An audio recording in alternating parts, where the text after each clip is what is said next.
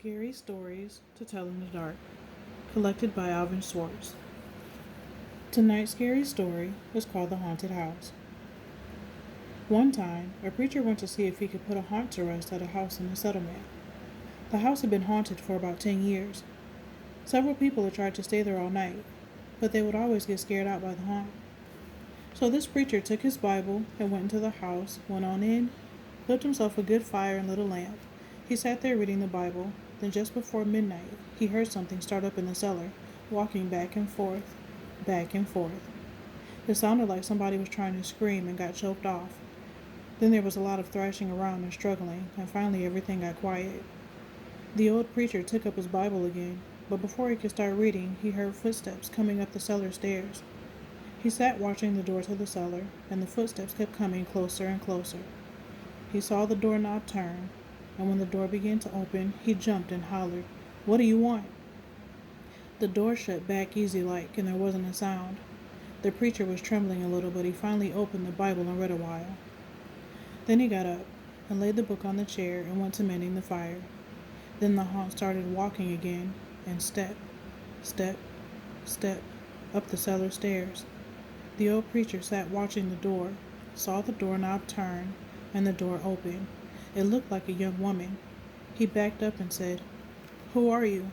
What do you want?" The haunt sort of swayed like she didn't know what to do. Then she just faded out. The old preacher waited, and when he didn't hear any more noises, he went over and shut the door. He was sweating and trembling all over, but he was a brave man, and he thought he'd be able to see it through. So he turned his chair to where he could watch, and he sat down and waited. It wasn't long before he heard the haunt start up again slowly.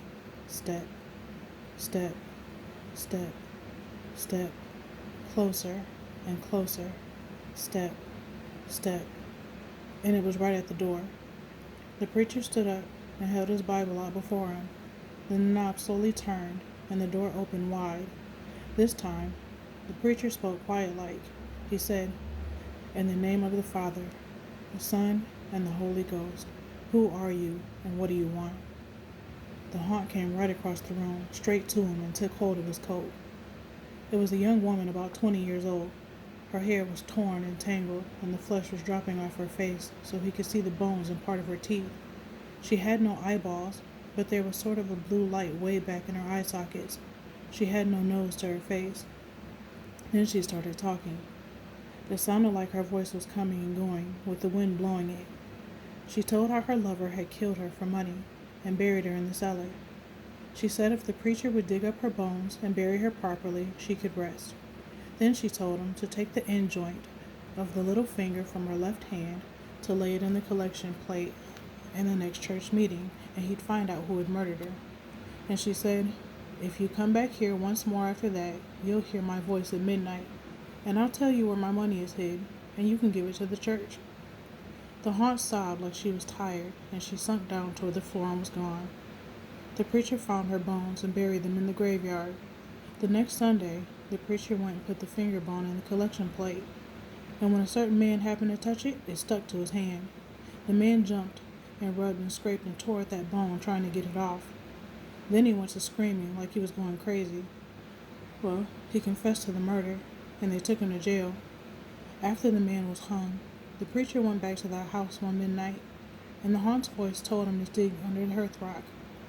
He did, and he found a big sack of money. And where that haunt had held on to his coat, the print of those burning fingers was burned right onto the cloth. It never did come out.